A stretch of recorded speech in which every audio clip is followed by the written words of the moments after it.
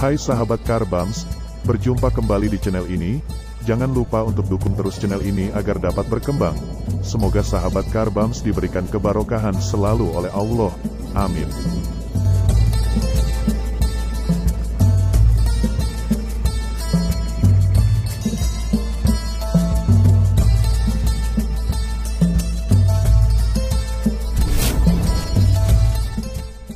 Assalamualaikum warahmatullahi wabarakatuh. Kembali lagi di channel Karbams.net. Jangan lupa dukung terus channel ini agar semakin berkembang. Allahumma sholli ala Sayyidina Muhammad. Raden Adipati Singaperbangsa dikenal pula dengan sebutan Panembahan Singaperbangsa. Dalam kali daun atau Eyang Manggung adalah Bupati Kabupaten Karawang pertama dan menjabat dari tahun 1633 sampai 1677 dengan gelar Adipati Kertabumi IV. Menurut sejarah resmi Kabupaten Karawang, Singaperbangsa adalah putra Wiraperbangsa dari Kerajaan Galuh. Menurut Dinas Kebudayaan dan Pariwisata Kabupaten Karawang, Singaperbangsa mempunyai garis keturunan dari Prabu Busan Ulun, penguasa Kerajaan Sumedang Larang. Dia adalah putra dari Adipati Kertabumi III yang telah berhasil mengusir Pangeran Nagaragan dari Banten. Nagaragan sebelumnya berusaha menguasai daerah Karawang. Keberhasilan Adipati Kertabumi III ini membuatnya dianugerahi keris yang diberi nama Kang Sinjang dan perintah untuk tetap memegang kekuasaan di Karawang sebagai wakil dari Sultan Agung dari Mataram. Namun tugas itu tidak dapat ditunaikan karena Adipati Kertabumi dia meninggal dunia pada saat berada di Galuh. Selanjutnya melalui piagam Pelat Kuningan Kandang Sapi Gede, Sultan Agung mengangkat Singaperbangsa sebagai penguasa di Karawang dengan gelar Adipati Kertabumi IV. Pengangkatan Singaperbangsa ini dipandang sebagai titik awal lahirnya Kabupaten Karawang, dengan Singaperbangsa sebagai bupati pertama. Dalam melaksanakan tugasnya, Singaperbangsa didampingi oleh Arya Wirasaba, yang pada waktu itu oleh VOC disebut Tuwederegen Bupati kedua, sedangkan Singaperbangsa sendiri disebut Hofregen Bupati utama.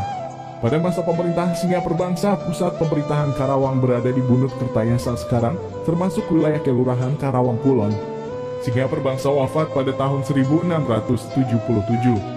Makam Mbah dalam Singaperbangsa ada di Komplek Pemakaman Para Bupati Karawang yang terletak di Desa Mangunjaya, Cilamaya Kulon, Karawang. Oleh karena itu Singaperbangsa juga dijuluki Eyang Manggung. Komplek pemakaman ini disiarahi masyarakat Karawang.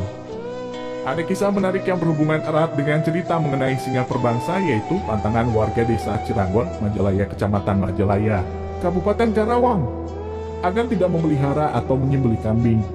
Pantangan tersebut tidak lepas dari keberadaan telaga atau sendang yang berbentuk sumur di desa tersebut, yang oleh warga seputar disebut sebagai Kobat Sumur. Konon menurut cerita warga setempat, sumur tua inilah yang menjadi sumber dari segala ikhwal cerita yang berkaitan dengan pantangan warga memelihara dan menyembelih kambing di daerah tersebut. Larangan memelihara atau menyembelih kambing itu sejatinya juga berpangkal dari satu peristiwa berdarah yang terjadi di Karawang pada masa lalu. Peristiwa yang dimaksud yakni mengenai kisah terpenggalnya Kepala Singaperbangsa, Bupati Karawang di masa itu. Dalam cerita yang dikisahkan secara turun-temurun disebutkan bahwa pemberontakan Tarunajaya berpengaruh besar bagi Karawang.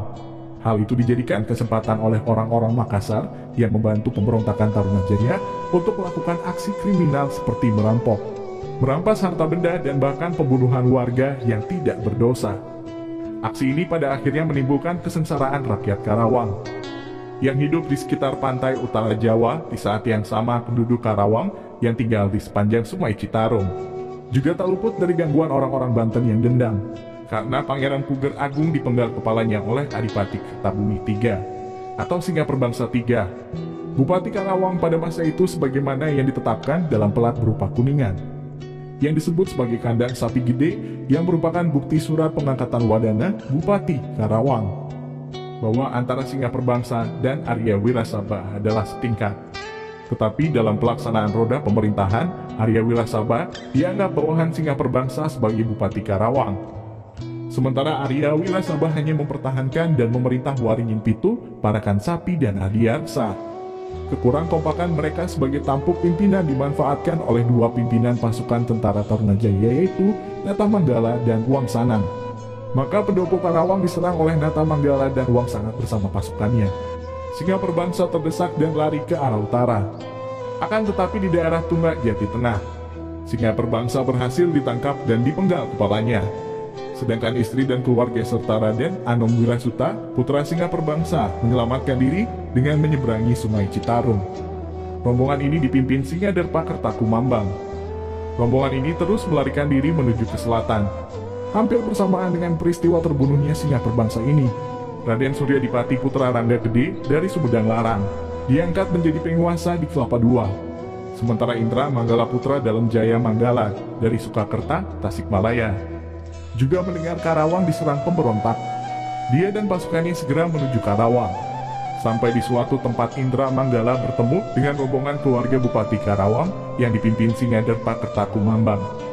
Kedua belah pihak kemudian melakukan perjanjian damai. Tempat atau bekas perundingan damai ini kini disebut Kampung Badami yang artinya berdamai, yang kini termasuk wilayah Wadas, Teluk Jambe. Setelah perjanjian damai disepakati, Suryadipati dan Indra Manggala segera berupaya menyelamatkan jenazah Bupati Singa Perbangsa dengan cara menyusup ke wilayah Kota Raja. Meski akhirnya mereka tahu kalau Singa Perbangsa telah gugur, namun Suryadipati dan Indra Manggala telah sepakat bahwa apapun yang terjadi, kepala Bupati Karawang yang terpisah dari badannya itu harus bisa diselamatkan. Dikisahkan selang beberapa waktu kemudian, keduanya dapat memasuki Kota Raja Karawang. Bahkan mereka dapat menyusup ke areal pendopo Karawang yang telah diduduki pemberontak. Ketika itulah mereka melihat potongan kepala Singa Perbangsa dipertontonkan dengan cara ditancapkan dekat pendopo. Maksudnya tak lain agar rakyat Karawang menyerah dan tunduk kepada para pemberontak.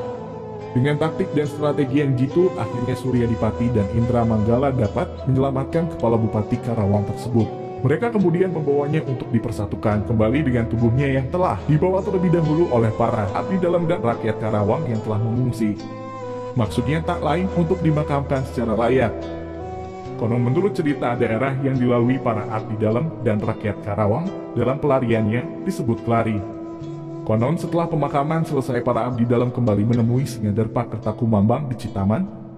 Menurut riwayat, sebelum keduanya tiba di daerah Mangunjaya, lokasi yang direncanakan untuk memakamkan Singa Perbangsa, Rangga Suryadipati dan Indra Manggala beristirahat di daerah Ciranggon, tepatnya di kawasan irigasi dekat sebuah sendang. Nah, sendang inilah yang sekarang disebut Kobak Sumur oleh masyarakat setempat. Karena merasa prihatin melihat potongan kepala Singa Perbangsa yang kotor, meski masih dihantui kejaran pasukan Trunojoyo, namun keduanya menyempatkan diri untuk membersihkan potongan kepala Singa Perbangsa yang berlumur darah kering itu. Tempat mencucinya di Kobak Sumur tersebut. Konon akibat perbuatan mereka yang sembrono ini, air sendang yang tadinya jernih seketika memerah dan berbau anyir. Apa yang terjadi kemudian, sesosok makhluk halus penguasa sendang tersebut hadir di tempat itu. Dengan kesaktian yang mereka miliki, lantas keduanya melakukan kontak gaib dengan makhluk tersebut. Dari hasil dialog gaib disimpulkan bahwa siluman tersebut sangat tertarik dengan kepala dan bau anyir potongan kepala Singa Perbangsa. Mereka lalu mencoba mengusir siluman tersebut. Akan tetapi siluman itu ternyata memiliki kesaktian tinggi sehingga tak mudah menaklukkannya. Ketika mereka terdesak dan hampir hilang akal, maka ketika itulah mereka melihat beberapa orang sedang menggiring sekumpulan kambing. Rangga Suryadipati segera tangkap lalu dipanggilnya para penggiring kambing itu. Dia pun menceritakan kesulitan yang tengah di hadapannya dan meminta agar para penggiring kambing itu sudi menyerahkan salah seekor kambingnya untuk dijadikan tumbal pengganti potongan kepala Singa Perbangsa. Terdorong oleh kecintaan mereka dan demi menyelamatkan potongan kepala Singa Perbangsa, salah seorang penggiring kambing itu menyerahkan seekor kambing jantan miliknya. Kambing inilah yang kemudian disembelih dan kepalanya dipisah dari badannya. Potongan kepala kambing itu lantas ditancapkan di sekitar sendang Kobak Sumur menggunakan batang bambu kuning, dengan maksud untuk mengelabui si makhluk halus yang menginginkan potongan kepala Singa Perbangsa. Dengan melakukan ritual sederhana ini, akhirnya mereka terlepas dari gangguan siluman.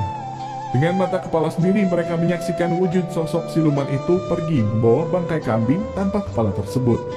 Sementara kepalanya ditinggalkan menancap di lokasi sendang. Suryadipati dan Indra Manggala meyakini makhluk halus itu tertarik dengan kepala kambing yang masih basah dengan darah dan yakin siluman itu akan kembali mengambilnya. Di samping untuk mengelabui siluman, penancapan kepala kambing itu dimaksudkan juga sebagai tanda isyarat bagi pengikut Singa Perbangsa bahwa kepala junjungannya telah berhasil diselamatkan. Lalu Rangga Suryadipati dan Indra Manggala segera meneruskan perjalanannya ke Manggung.